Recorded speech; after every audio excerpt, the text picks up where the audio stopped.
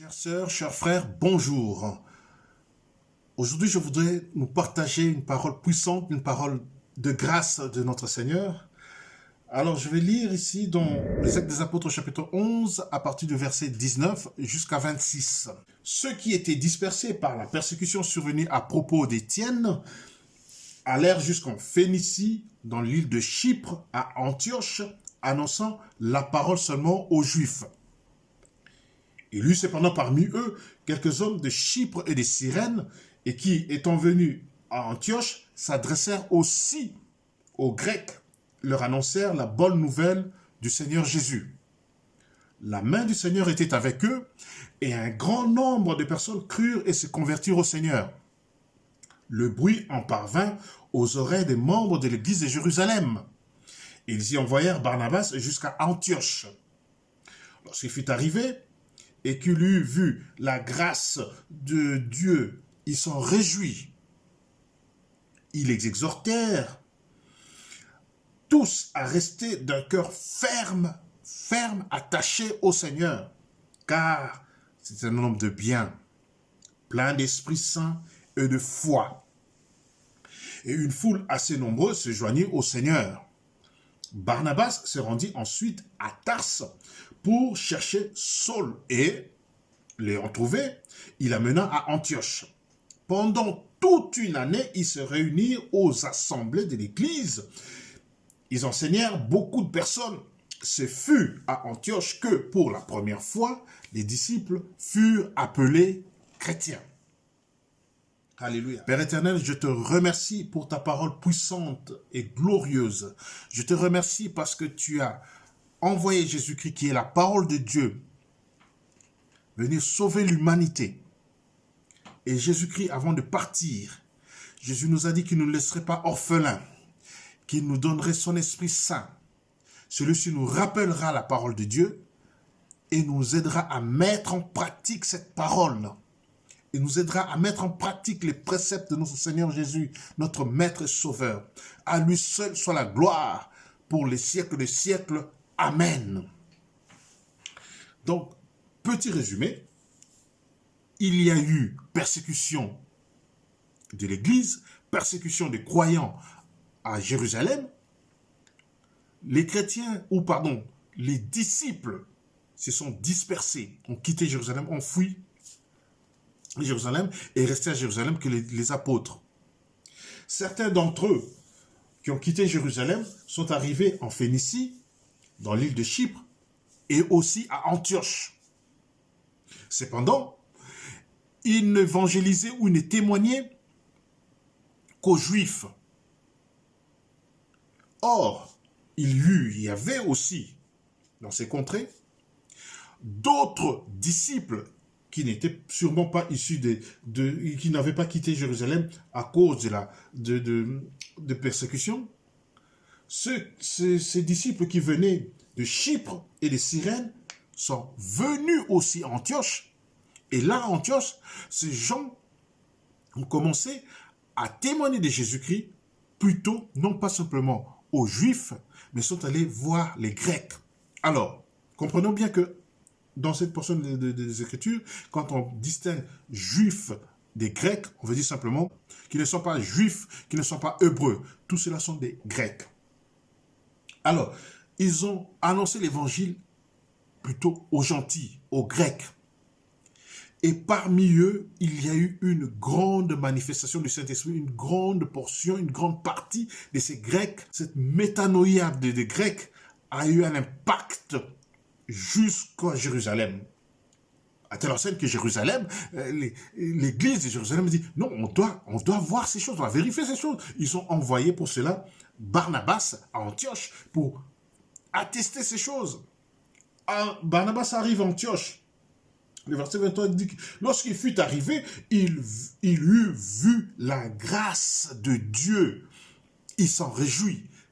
Parce que c'est un homme plein de foi et de Saint-Esprit. Il voit la grâce de Dieu, il voit ce que le Saint-Esprit fait au milieu de ces Grecs. Il se réjouit. Il reste avec eux. Il témoigne avec eux. Un plus grand nombre se convertit. Et le travail commence à être lourd, plus grand.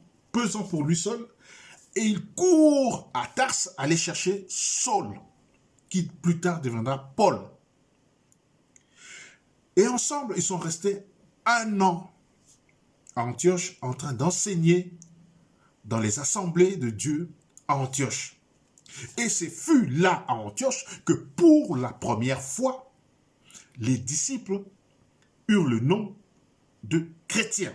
C'est-à-dire que les gens d'Antioche, les Grecs d'Antioche, ceux qui sont hors de l'Église, voyant ce que le disciple de Jésus, voyant ce que les saints faisaient ou comment ils vivaient, quel était leur témoignage, alors ils les ont appelés des chrétiens. Christ de grec, Christos, ou Christus en latin, ou encore, selon le terme hébraïque ou juif, c'est Meshia ou Machia, c'est-à-dire celui qui est oint, celui que Dieu a oint. Or, Christ qui est celui que Dieu a oint, ou Jésus qui est celui que Dieu a oint, plutôt Jésus qui est celui que Dieu a oint, qui est le Messie, qui est le Christ, a dit que le disciple n'est pas plus grand que son maître, mais le bon disciple agit comme son maître. Pourquoi? Parce que le bon disciple écoute son maître et parle comme son maître, agit comme son maître, agit selon les préceptes de son maître. Il met en pratique la parole ou les paroles de son maître. C'est Jésus-Christ qui est oint. On l'appelle Christ. Si chrétien veut dire petit Christ, comme certains l'ont traduit, ça veut dire que en eux, en ces hommes, ils ont vu Christ agir.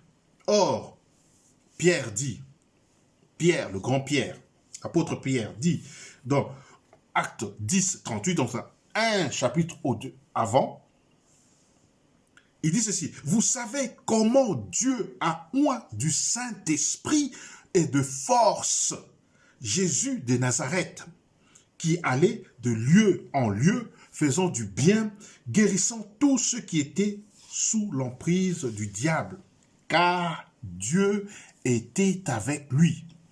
Et je répète encore, cette phrase, elle est puissante, elle est glorieuse. Écoutez-le. Écoutez-le et participez avec moi. Vous savez comment Dieu a oint du Saint-Esprit et de force Jésus de Nazareth, qui allait de lieu en lieu, faisant du bien et guérissant tous ceux qui étaient sous l'emprise du diable, car Dieu était avec lui. Alléluia. Christ allait de lieu en lieu, faisant du bien à tout le monde et guérissant tous ceux qui étaient sous l'emprise du diable, car Dieu était avec lui. Les gens d'Antioche ont vu que les disciples, eux aussi, allaient de lieu en lieu, guérissant ceux qui étaient sous l'emprise du diable, car Dieu était avec eux. Le disciple n'est pas plus grand que son maître, mais un bon disciple, un disciple accompli, fera l'œuvre de son maître. C'est ce qu'ils ont fait. C'était une évidence pour les habitants d'Antioche que c'était des Christos, que c'était des petits Christ. Aujourd'hui, l'Église, frères, si nous sommes chrétiens, si nous sommes disciples de Jésus, nous ne sommes pas appelés à aller des communautés non communautés ou bien d'églises, à aller consommer des programmes d'église comme on consomme des programmes de cinéma, comme on consomme le théâtre, comme on consomme je ne sais pas quel autre programme à la télé, Netflix ou autre encore. Nous sommes appelés, nous aussi, à participer à l'œuvre de Dieu, à aller de lieu en lieu, faisant du bien à ceux qui doivent nous écouter, à les arracher du diable, de la puissance du diable, de l'emprise du diable. Quelles sont ces emprises du diable? La drogue, la prostitution, même tout simplement la manière de vivre hors sans Christ. Le monde entier est sous l'emprise du diable et ceux qui croient en Jésus-Christ sont en dehors de cela.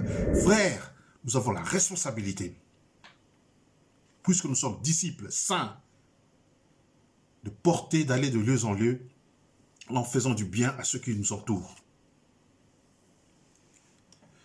Un petit témoignage, c'est que il m'est arrivé de prier pendant l'évangélisation. J'étais en train d'évangéliser une de mes sœurs, tombée enceinte.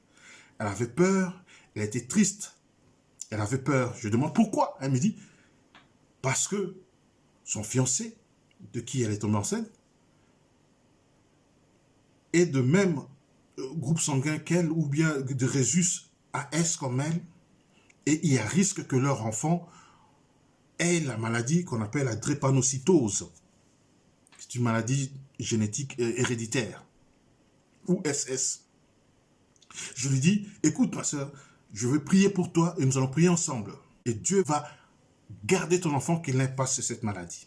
Et si il n'a pas cette maladie, tu donneras ton cœur à Christ. Elle me dit, oui, on fait ce pacte. L'enfant est né, l'enfant n'a pas eu cette maladie. Ma soeur a donné son cœur à Christ. Et tenez-vous bien, les 3 autres enfants qui sont arrivés, donc elle en a eu 4 avec son mari, les 3 autres, tous les 4 ont été épargnés. C'est Christ qui les a arrachés du danger, qui les a prévenus. Et comme conséquence, ma soeur a donné son cœur à Christ. Dieu soit loué. Dieu veut que nous puissions le mettre au défi afin que sa parole s'accomplisse dans les vies des hommes et des femmes qui nous écoutent. Afin que cela soit attesté que Dieu agit aujourd'hui, que le Saint-Esprit agit aujourd'hui, que Jésus-Christ vit réellement aujourd'hui. Dieu, je te prie que tu lèves, Père éternel, des Élie dans ta maison, qui n'auront pas peur de braver le diable dans ce monde-ci. Merci de lever des jeunes gens, de moins jeunes, qui parlent de toi, qui prennent position pour Jésus-Christ, afin de faire du bien, et de guérir tous ceux qui sont sous l'emprise du diable que nous rencontrons chaque jour. Que le nom de Jésus-Christ soit glorifié maintenant et à jamais. Amen.